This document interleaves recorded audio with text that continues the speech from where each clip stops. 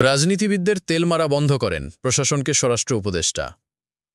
কোনো বিশেষ দলের হয়ে কাজ না করতে আইনশৃঙ্খলা বাহিনীর প্রতি আহ্বান জানিয়েছেন স্বরাষ্ট্র উপদেষ্টা অবসরপ্রাপ্ত লেফটেন্যান্ট জেনারেল মোহাম্মদ জাহাঙ্গীর আলম চৌধুরী।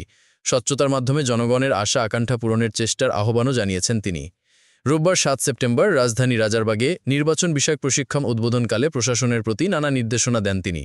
রাজনৈতিক দলের কাছ থেকে দূরে থাকার পরামর্শ দিয়ে স্বরাষ্ট্র উপদেষ্টা বলেন, ধৈর্যের সঙ্গে মাথা ঠান্ডা রেখে আইনি প্রক্রিয়া সকল বিষয় মোকাবিলা করতে হবে। আমরা কাজকর্মে যত স্বচ্ছ থাকব, সাধারণ জনগণের কাছে তত আস্থা অর্জন করতে পারব।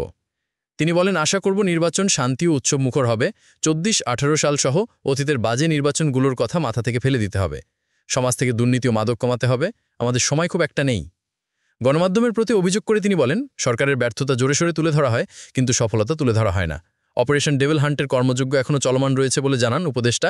তিনি বলেন, ফ্যাসিস্টদের তালিকা প্রত্যেক থানায় রয়েছে। তারা দেশকে অস্থিতিশীল করতে তৎপর রয়েছে। অনেক অপরাধী জামিনে ছাড়া পেয়ে অপরাধ করছে জানিয়ে তাদের ব্যাপারে ব্যবস্থা নেওয়ার আহ্বান জানান উপদেষ্টা। তিনি জানান, নির্বাচনের আগে লটারির মাধ্যমে পুলিশে বদলি ও পোস্টিং দেওয়া হবে।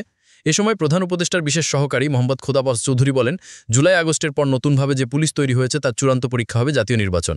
এ সময় পুলিশের আইজিপি বাহারুল আলম বলেন, এবারের নির্বাচন পুলিশের জন্য অগ্নি পরীক্ষা। চাপের মধ্যে থেকে নিরপেক্ষভাবে দায়িত্ব পালন করতে